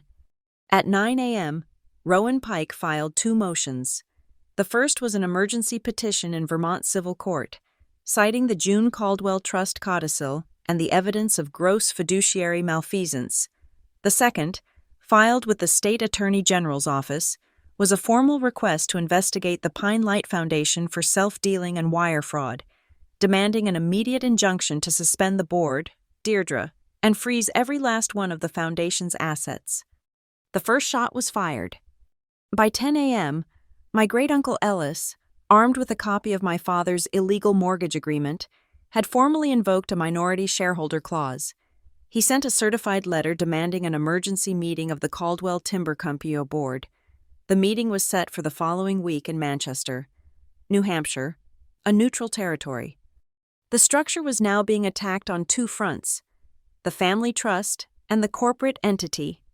The dominoes began to fall, not with a crash, but with the quiet, terrifying click of legal proceedings. The first person to break was Marlowe, the accountant, the weak link. His lawyer contacted the Attorney General's office before they had even finished processing Rowan's filing. He wanted a deal. Marlowe wasn't just nervous. He was a man who knew he'd been caught between a rock and a jail cell. He cooperated. He produced his real set of books. He had kept a secondary, password-protected ledger on a separate server, documenting every inflated invoice and every dollar routed to Ruthin LLC. He handed over a year's worth of emails from Deirdre. The directives were blatant. One read, "Marlowe, the Snowline Gala invoices are coming in hot. We need to assimilate the Vail Lux logistics costs into the general operations budget before the books close. Handle it." Assimilate, not hide, not falsify. Assimilate, the corporate, bloodless language of her fraud. While the lawyers sharpened their knives, Daniel Yarrow, the reporter from the Pine State Ledger, lit the fuse. His first article dropped on December 28th. The headline was, "Charity Under the Chandelier, the Pine Light Foundation's $1 million parties." It was a quiet, factual, devastating piece. It laid out the public filings versus the gala expenses. It detailed the event in Jackson Hole. It quoted anonymous sources, the server, the warehouse worker, about the lack of any actual charitable activity. It was just the opening salvo. The local community in Vermont provided the emotional core. Yarrow's second article featured interviews with the directors of the adult assistance centers Deirdre had supposedly supported. The director of the Maple Street residence was quoted on the front page. "She called them gifts of dignity," the director said, his voice raw with an anger that resonated through the newsprint. "They were coupons, $25 off a $100 purchase. Our residents are on food stamps. They need bus fare, not an incentive to buy $100 face cream that expires in 7 days. It wasn't a gift. It was an insult." The outrage was immediate. The story was local, but the implications were national. It was a perfect, contained narrative of greed and hypocrisy. My father, finally understanding the depth of the hole he was in, did not call me. He hired his own lawyer, a bulldog from Boston. The lawyer called Rowan. "Mr. Caldwell is prepared to make a significant offer," the lawyer said, his voice smooth. "This is a family matter. It's become a circus. He wants to settle this quietly, for Marin's sake, of course, to protect her from this public spectacle." Rowan put him on speakerphone so I could listen. "A family settlement?" Rowan asked, her voice like ice. "What does that entail?" "Mr. Caldwell will pay back the funds to the foundation. He will personally compensate Ms. Caldwell for any distress. He will agree to an audit. In return, she signs a non-disclosure agreement, and all pending legal action is dropped. We put the family back together." I leaned over the speaker. "Rowan, please tell him my answer." Rowan smiled. "Ms. Caldwell's response is as follows. I am not settling with my father. I am not settling with Deirdre. I am settling with the structure, and the structure is rotten. The motions stand. We will see you in court." The first court hearing was a preliminary injunction. It was not a trial. It was a review of the evidence. The judge, a no-nonsense woman who had clearly read every page of Rowan's filing, looked at my mother's will. She looked at the notarized codicil. She looked at my passport, confirming my age. Her ruling took less than 10 minutes. "The language of the June Caldwell Trust is ironclad," she stated. "The evidence of fiduciary malfeasance, specifically the leveraging of trust assets without legal standing, is substantial. The court hereby grants a temporary injunction. All fiduciary control of the June Caldwell Trust, including all associated voting shares in Caldwell Timber Comp, is immediately transferred to the sole heir, Ms. Marin June Caldwell, pending a full hearing." I walked out of the courtroom. I was, for the first time in my life, in control of my mother's legacy. The news of the injunction hit the business wires an hour later. It wasn't just a family dispute anymore. It was a hostile takeover. The fallout was immediate. Vale Lux's primary supplier, the chemical company that manufactured the organic serum base, sent a notice. They were invoking the morals clause in their contract. Citing severe reputational risk, they were cutting off Sky's supply, effective immediately. Her online store went from back-ordered to sold out overnight. This, finally, is what broke Deirdre. Not the fraud allegations, not the police report, the threat to Sky's dream. She did what she always did. She tried to control the narrative. She scheduled a press conference on the steps of the Ridgewater Town Hall. She wore a soft, ruby-red cashmere sweater, the color of Christmas, of warmth, of motherhood. She stood at the microphone, her face pale, her eyes brimming with practiced tears. "This is a tragedy," she whispered, her voice breaking. "This is a private family matter, a daughter's grief, lashing out. My stepdaughter, Marin, she is a troubled, complicated girl. She has attacked me. She has attacked my daughter. She has attacked her own father." She dabbed her eye. "All we were trying to do was build a family, to do some good. This is a misunderstanding, a clumsy, terrible misunderstanding." She was using the word, my word, clumsy. Daniel Yarrow, standing in the front row of the press gaggle, raised his hand. "Ms. Vale," he said, his voice polite. "You say she attacked you. Is that what we're seeing in this video?" He turned a large tablet toward the other cameras. He hit play. It was the high-definition footage from my doorbell camera. The audio was sharp. My voice. "Thank you for repeating the line, Dad." My father's laugh. And then the crystal-clear, wide-angle shot of me, standing still, and Deirdre, her face contorted in rage, shoving me, a 33-year-old woman, with two hands, hard into the sideboard.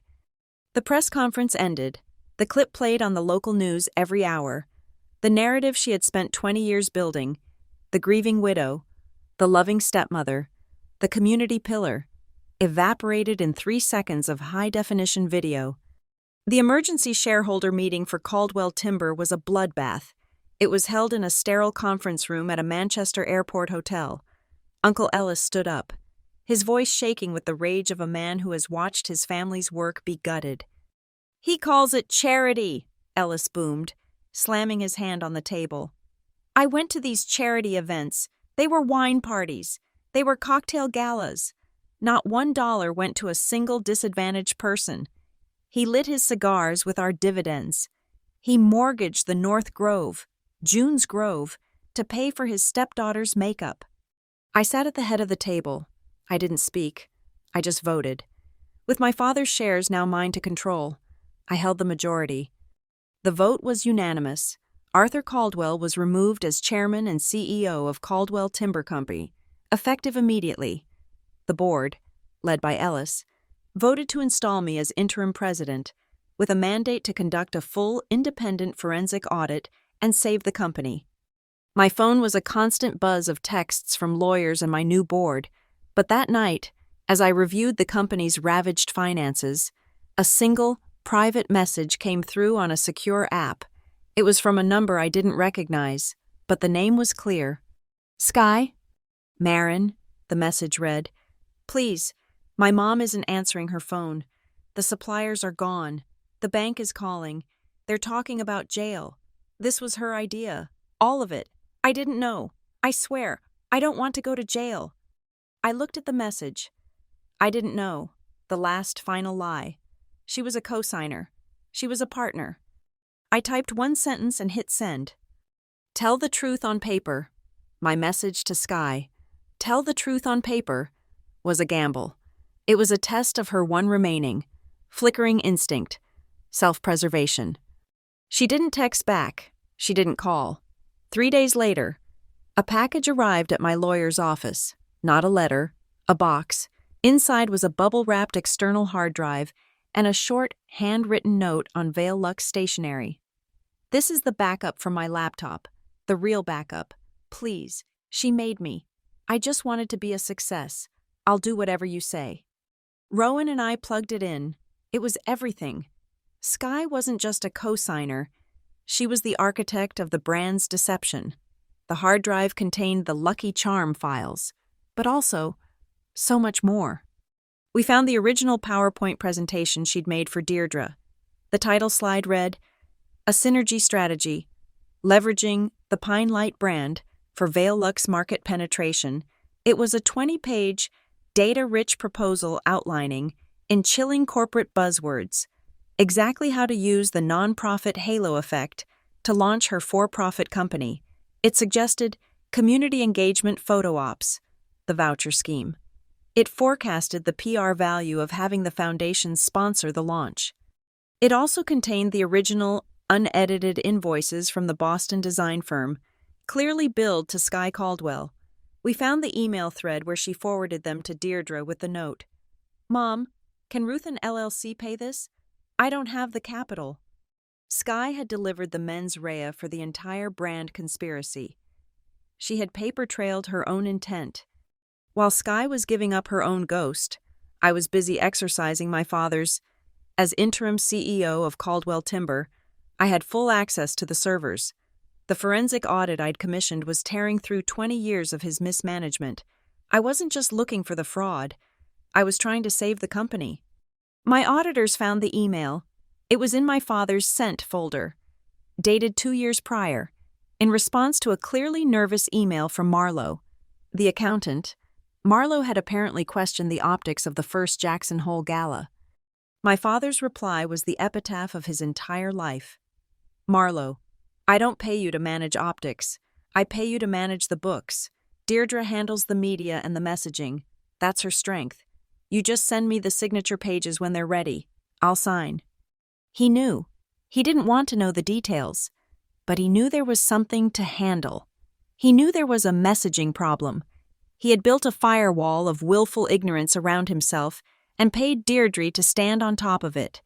It was the legal definition of complicity. He wasn't just a fool, he was a willing accomplice. I forwarded the email to Rowan.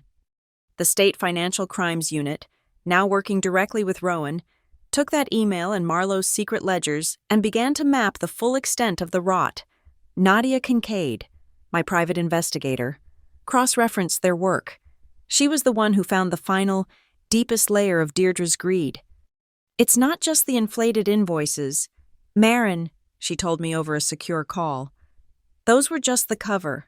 I found a shadow contract, a secondary agreement between Ruthin LLC, which she owns, and Deirdre Vale Consulting, which she also owns. This contract, buried in a subfolder on Marlowe's server, entitled Deirdre to a success fee. She was to be paid 3% of the gross revenue of Vale Lux, a company whose entire inventory was being paid for by the Foundation.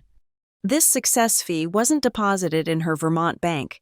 It was wired monthly to a numbered account in Santa Fe, New Mexico. She wasn't just skimming. She wasn't just double-dipping. She had built a 3-stage automatic siphon to drain her own sham charity, her stepdaughter's company, and my father's corporation, all to fund a secret account in the desert. Marlowe, faced with this new evidence, admitted everything. The double booking wasn't just for the Ruthin scheme, it was for Deirdre's personal slush fund. She called it her social operating budget, he confessed in his formal deposition. It was for her clothes, her hairdresser, her dinners with friends in Boston, parties that had nothing to do with the Foundation. I hid it under printing and promotion, tens of thousands of dollars a year. The legal leverage was no longer a lever, it was a mountain. We had them on wire fraud, mail fraud, tax evasion, and breach of fiduciary duty. The state was ready to file a 20-count criminal indictment against Deirdre and a 10-count indictment against Arthur. Skye was facing conspiracy charges. The plea negotiations were short.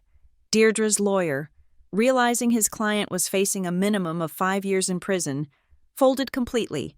Arthur's lawyer simply asked for the terms. Rowan and I drafted the conditions. It was not about revenge. It was a corporate restructuring of a toxic asset. The deal was this. Deirdre would plead guilty to 1 count of felony charity fraud. Arthur would plead guilty to civil complicity and gross fiduciary negligence, a non-criminal charge, but one that carried the same financial penalties.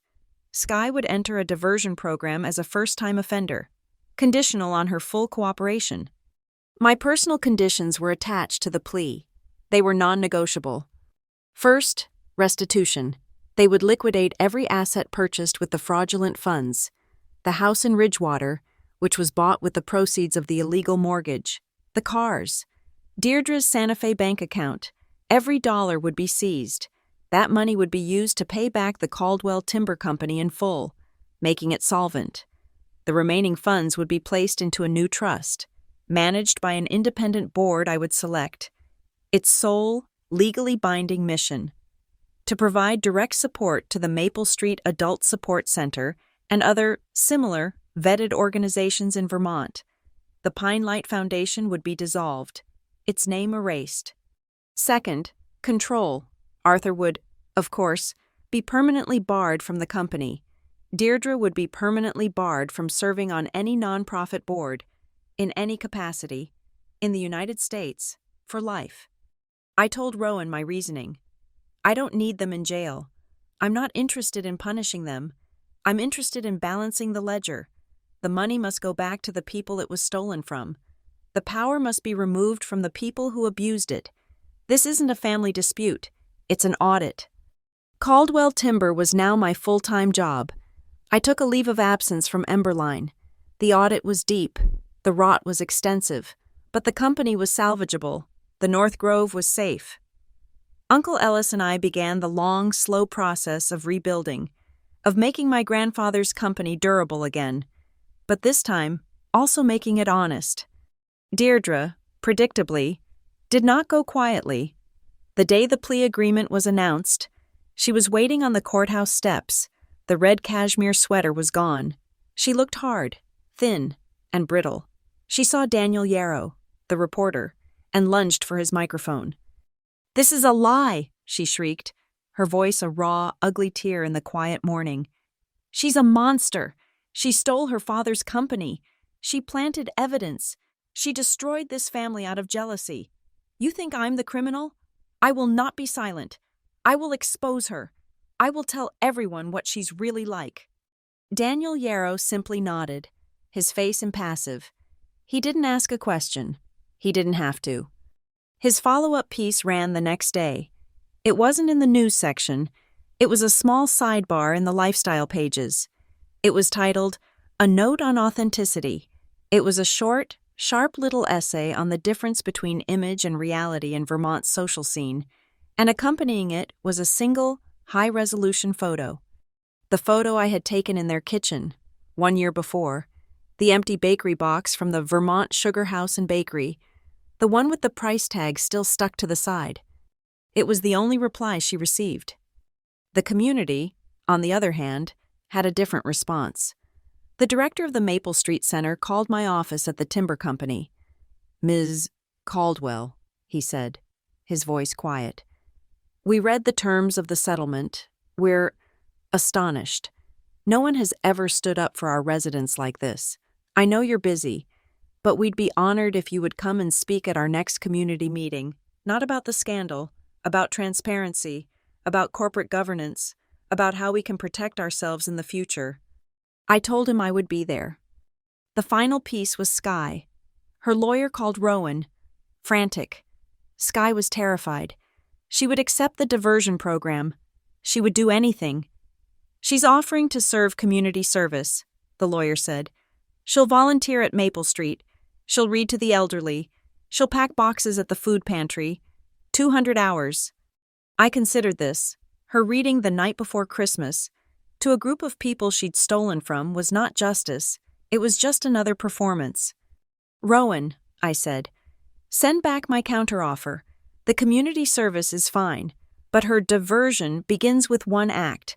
She will attend the next public hearing on nonprofit governance, held by the Attorney General. She will bring her Synergy Strategy PowerPoint presentation, and she will stand up, in front of the press, the nonprofit community, and the residents of Maple Street, and she will read her entire 20-page presentation into the public record, every word. She wants to be an influencer. This will be her first and last moment of true influence." It is December 24th. 1 full year later, I am not at the house on the hill. The one that smelled of pine wax and simmering resentment. That house is gone. It was sold at a county auction 6 months ago. Its assets seized by the state to begin the long, slow process of paying back the debts. I am not in my car, fleeing in the snow, a handprint cooling on my cheek. I am standing in the back of the Ridgewater Town Community Hall. The room is old. The hardwood floors are scarred and worn, but it is brightly lit and overwhelmingly warm. It smells like hot coffee, damp wool from the coats piled by the door, and the faint, sweet scent of cinnamon. The fluorescent lights overhead buzz with a low, steady hum. Outside, the snow is falling. But in here, it is full. Every folding chair is taken. This is not a gala. This is not a fundraiser. This is the first annual public audit of the Maple Street Community Trust. This is the entity I built from the legal and financial wreckage of the Pine Light Foundation. At the front of the room, on a large projector screen, there is a flowchart. It is not the one I drew in anger a year ago. This one is simple, clean, and public. It shows a supply chain of facts. Box 1. Caldwell. Timbercoto. Underneath it, in small print. Profitable, solvent, and under new management. An arrow points down. Box 2. The Maple Street Trust. Box 3. A series of smaller connected boxes. The Ridgewater Community Kitchen, the Maple Street Adult Support Center, the Rutland County Food Pantry Network, the New Beginnings Mobile Career Center. The arrows are straight. They are clean. There are no loops. There are no pass-throughs. There are no shell companies in Delaware. There is no line item for event logistics in Jackson Hole. Robert, the director of the Maple Street Center, is at the podium. He is a man I have come to respect deeply. He is all function, no polish.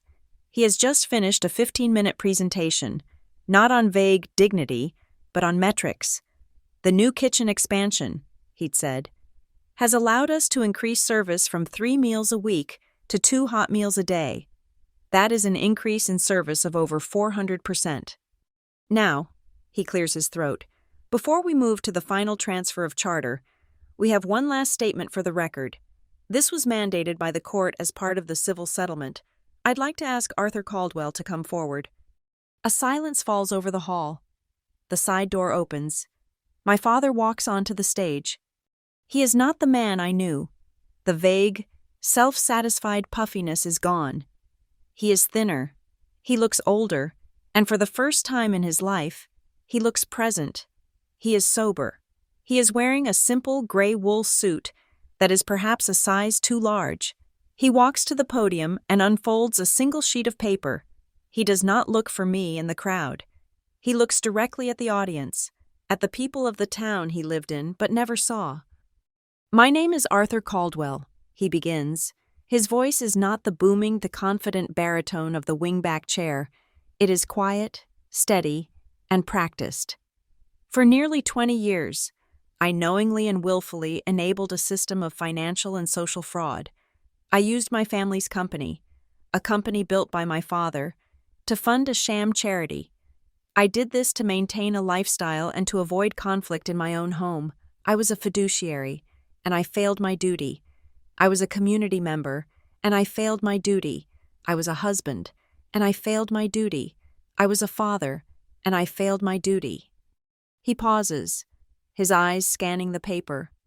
My actions, and my profound inaction, caused real, measurable harm. I allowed funds that should have gone to this community to be stolen. I leveraged assets that were not mine. As part of my plea agreement, I am required to read this statement of responsibility. But I want to be clear that this statement is not the consequence. The consequence is the loss of my company, the loss of my home, and the loss of my reputation. I apologize to the members of this community, whose trust I violated, and I apologize to my mother, June, whose legacy I allowed to be tarnished and betrayed. He folds the paper. He does not look up for affirmation. He does not ask for pity. He does not offer a single excuse. He simply turns, walks down the stage steps, and exits through the same side door, alone. I watch him go. It is the first truly honest act I have ever witnessed him perform. Robert steps back to the microphone. Thank you, Arthur. There is one other piece of business related to the court's diversion program. Skye Caldwell has already completed her mandated public statement. Her public statement had been the centerpiece of the Attorney General's hearing on nonprofit reform. I had been there, in the back row. I watched her stand in a gray suit at a State House podium, her voice shaking, her face pale. I watched her read her entire 20-page Synergy Strategy PowerPoint into the public record. I watched her own words, leveraging the nonprofit halo effect. Community engagement photo ops, optimizing brand value, land in the silent, sterile room.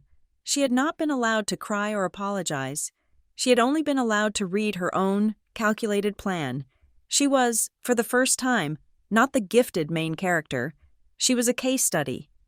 Robert continues, Tonight, we are here to mark the final act of that diversion. He gestures to a woman in a dark suit, standing near the edge of the stage. She is an investigator from the Attorney General's office. Ms. Caldwell? Skye enters from the same side door my father used. She is wearing simple black pants and a dark blue sweater. Her hair is its natural color. She is not wearing any makeup. She looks like a stranger. She looks plain. Around her neck is the thin silver chain. She walks across the stage, not to the podium, but directly to the investigator. She does not look at the audience. She reaches up, her hands trembling slightly, and unhooks the chain, the silver USB cylinder, her lucky charm, her dream. She holds it out, cupped in her palm. The investigator, without a word, takes it and drops it into a small plastic evidence bag. Skye turns, her shoulders slumped, and follows my father out the door. The performance is over. Deirdre is not here. Deirdre will never be here. Her sentencing was 2 months ago. The courtroom was full.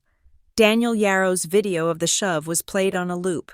My audio of her racist, venomous tirade was played in full. Her plea for leniency, her performance of the grieving, manipulated wife, was met with a cold, factual rebuttal from the prosecutor. Her sentence? 5 years probation, full, immediate financial restitution, an order which has seized every asset, every account, including the one in Santa Fe, and a permanent lifetime ban from serving on any nonprofit board, in any capacity, in the United States. She is, as Rowan Pike had put it, legally declawed. She is irrelevant. I am told she is living with her sister in Arizona. Her name erased from the social registers she once ruled. She is, finally, silent. Robert turns to the crowd. And now, I'd like to ask Maren Caldwell to come forward to finalize the charter. The room is quiet. I walk to the front, my boots making a steady sound on the worn wooden floor.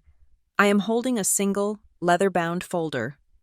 Thank you, Robert, I say, my voice clear in the microphone. A year ago, I began an audit. Tonight, that audit is complete. The ledgers are balanced. The systems we built are clean. The processes are transparent, as you've seen, and the money is flowing where it belongs. I open the folder. This document is the new, finalized charter for the Maple Street Trust.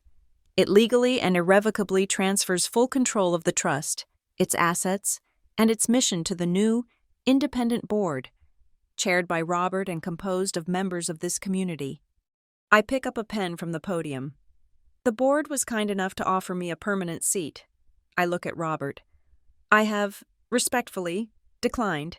My work here was oversight, and that oversight is complete.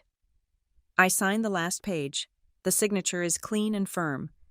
I will remain, as promised, in a volunteer advisory role for 1 year, simply to ensure the new processes hold. But as of this signature, tonight, this trust belongs to you. The room breaks. It is not polite applause. It is a standing ovation. It is loud, and it is warm. It is not for me. It is for the new kitchen. It is for the career counseling. It is for the dignity that was stolen and, tonight, fully returned. Daniel Yarrow, the reporter, is standing in the back, by the coffee pot. He is not taking notes. He just nods at me. His paper, the Pine State Ledger, gave the Maple Street Center its first ever Transparency in Action Award last week. The headline read, "How One Vermont Charity Got It Right."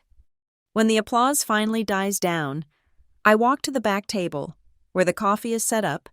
I am carrying a simple, aluminum baking tray, not a heavy porcelain platter, not an imported tin, a durable, functional, restaurant-grade sheet pan.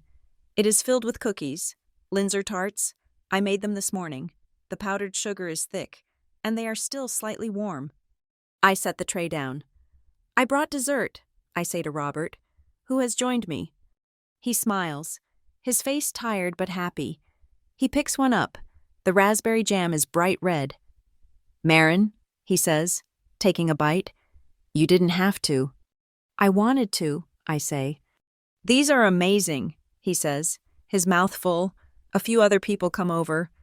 Board members, volunteers. They try them. They laugh. They talk about the snow, about the new kitchen schedule. It is just cookies. It is not a peace offering. It is not a white flag. It is just butter and sugar and jam. A transaction of warmth, freely given. On the wall by the door, there is a new, large corkboard. It is covered in photos. Ribbon cutting. New kitchen. "Welcome. New volunteers." Robert motions me over. "We put this up today. The wall of proof, we're calling it." My eye catches one photo, pinned in the center. It is a group shot from the award ceremony last week.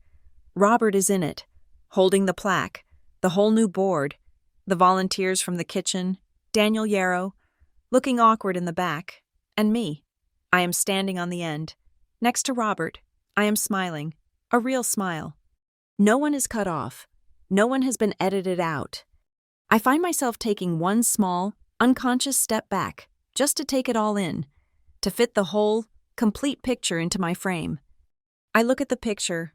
I look at the people eating my cookies. I look at the clean, simple flowchart still glowing on the projector screen. Christmas isn't about forgiving those who laugh when you fall. It's about building a table where no one has to fall to be seen. Thank you so much for listening to this story. We'd love to connect with you. So please comment below and let us know where in the world you're listening from and share your thoughts on Marin's journey. Don't forget to subscribe to Lila Revenge Stories and like this video. If you want to support us further, please hit that hype button so this story can be heard by even more people.